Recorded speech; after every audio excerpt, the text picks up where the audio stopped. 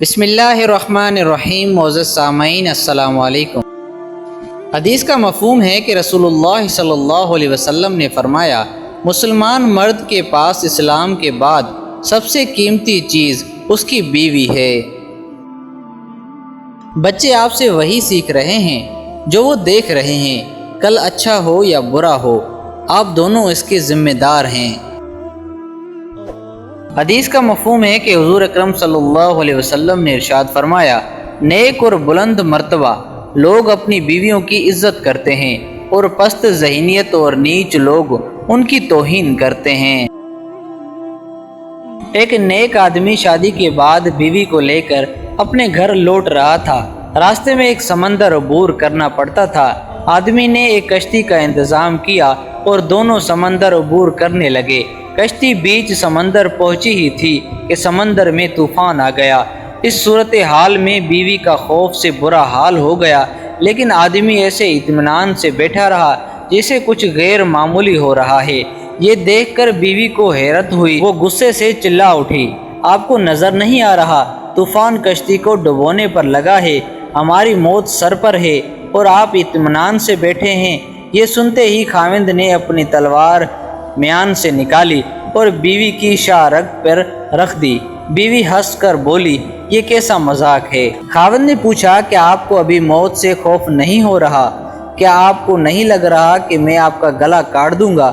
یہ سن کر بیوی بولی، مجھے آپ پر اور آپ کی محبت پر اعتماد ہے، مجھے پتہ ہے آپ مجھ سے بے انتہا محبت کرتے ہیں اور یہ تلوار آپ کے ہاتھ میں ہے تو مجھے کوئی نقصان نہیں پہنچ سکتا۔ یہ سن کر خاوند بولا، جیسے آپ کو میری محبت پر اعتماد ہے ویسے ہی مجھے اللہ کی محبت پر یقین ہے، اور یہ طوفان بھی اللہ کے ہاتھ میں ہے، وہ چاہے تو اسے روک لے، وہ چاہے تو ہماری کشتی ڈبو کر بھی ہمیں بچا لے۔ یاد رکھو، اللہ جو بھی فیصلہ کرے وہ ہمارے حق میں بہتر ہوتا ہے۔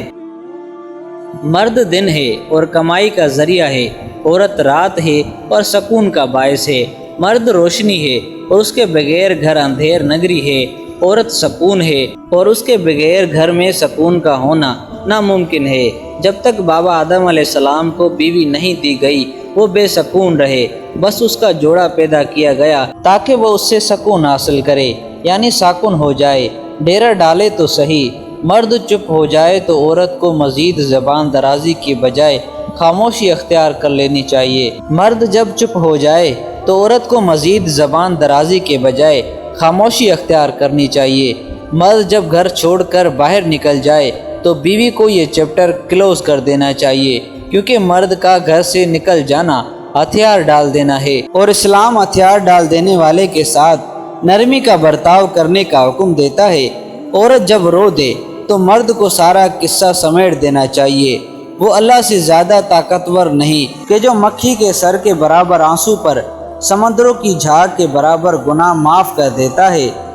وہ جو سمجھے تو اشک سب کچھ ہے، ورنہ نہ سمجھے تو صرف پانی ہے۔ شوہر ایک دروازہ ہے۔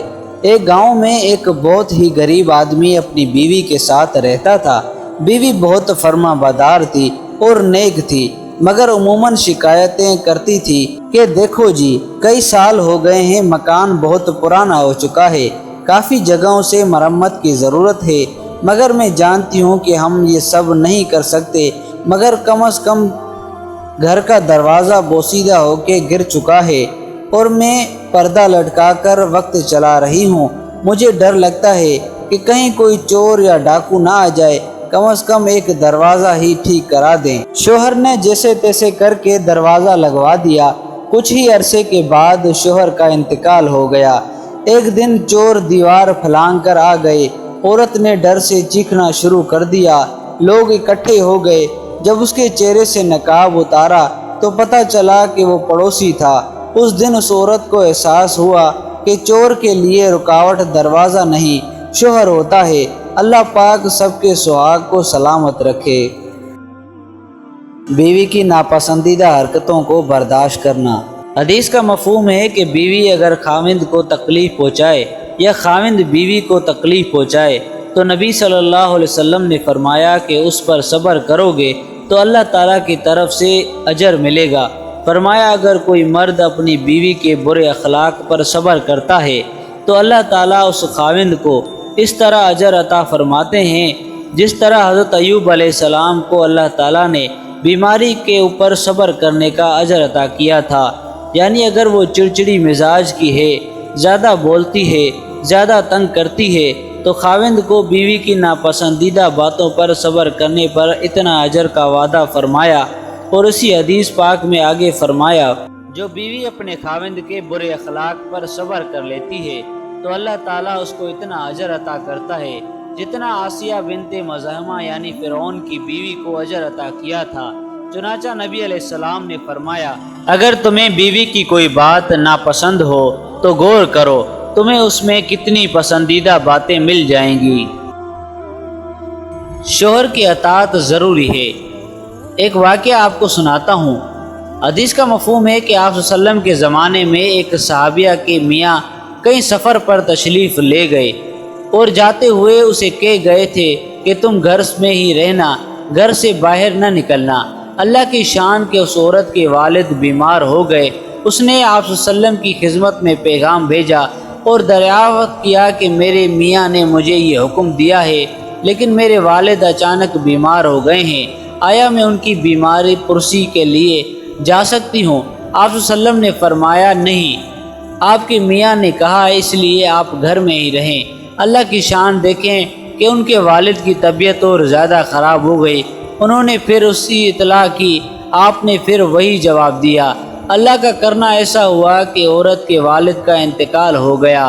اب آخری گھڑیوں میں باپ کا چہرہ دیکھنا ہے، لہذا آپ صلی اللہ علیہ وسلم کو اطلاع دی گئی اور مسئلے کا حل پوچھا گیا تو آپ صلی اللہ علیہ وسلم نے فرمایا کہ اگر آپ کے میاں نے یہ کہا ہے کہ گھر سے نہ نکلو تو صبر کر لو۔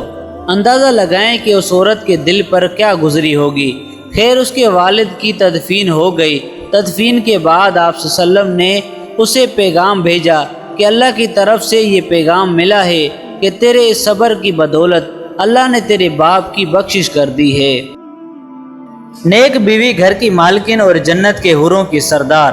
ایک مخصوص طبقہ بیوی کو مظلوم اور سستا ترین مزدور کہہ کر بظاہر تو بڑی ہمدردی جتاتا ہے، جبکہ در حقیقت اس کا مقصد عورت کے اندر منفی جذبات اور احساس کمتری پیدا کرنا ہوتا ہے۔ عورت گھر کی مالکن ہوتی ہے، اس کے وجود سے گھر کا نظام چلتا ہے، ہر خاص اور عام معاملے میں اس کی رائے کی اہمیت دی جاتی ہے۔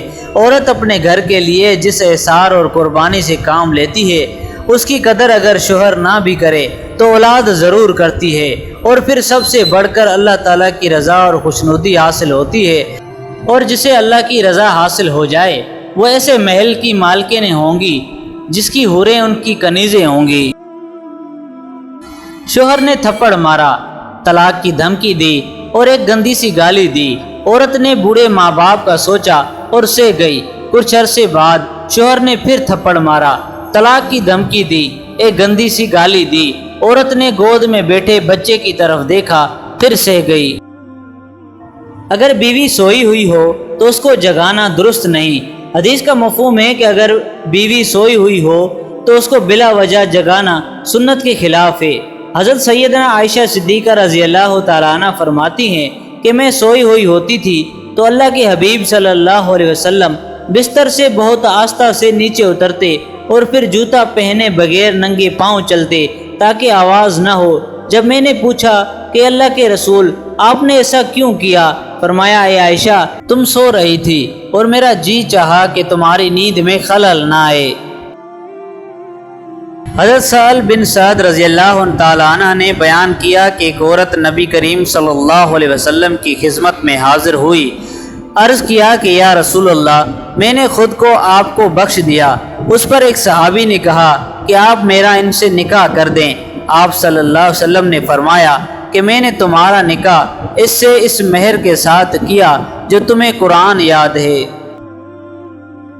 آپ صلی اللہ علیہ وسلم نے کس عورت کو بہادر کہا اور کیوں؟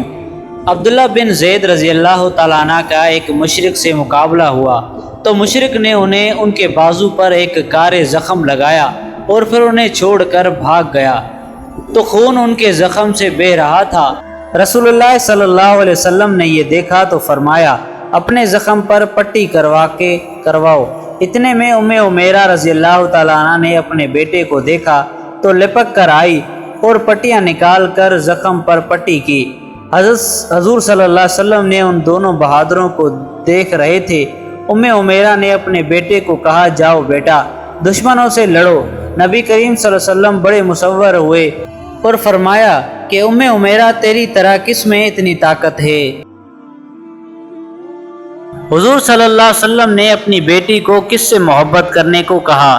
ایک مرتبہ آپ صلی اللہ علیہ وسلم نے حضرت فاطمہ رضی اللہ تعالیٰ عنہ سے فرمایا کہ اے پیاری بیٹی، کیا تم اس سے محبت نہیں کرو گی جس سے میں محبت کرتا ہوں؟ حضرت فاطمہ رضی اللہ تعالیٰ عنہ نے عرض کیا، کیوں نہیں، یعنی میں اس سے ضرور محبت کروں گی جس سے آپ کو محبت ہے۔ تو آپ صلی اللہ علیہ وسلم نے فرمایا، سو تم اس عائشہ سے محبت کرو۔ نکاح عائشہ رضی اللہ تعالیٰ عنہ سے حضور صلی اللہ علیہ وسلم کی پسندیدگی۔ نبی کریم صلی اللہ علیہ وسلم نے ارشاد فرمایا، یا اللہ ابو بکر رضی اللہ تعالیٰ عنہ پر رحم کرے، اس نے اپنی بیٹی کا نکاح میرے نکاح میں کیا اور مجھے دارالحجر میں اپنی سواری پر بٹھایا، اپنے مال سے بلال کو آزاد کیا۔ اسلامی کاموں میں مجھے ابو بکر صدیق رضی اللہ تعالیٰ عنہ کے مال نے جتنا نفع پہنچایا، اتنا نفع کسی اور کے مال نے نہیں پہنچایا۔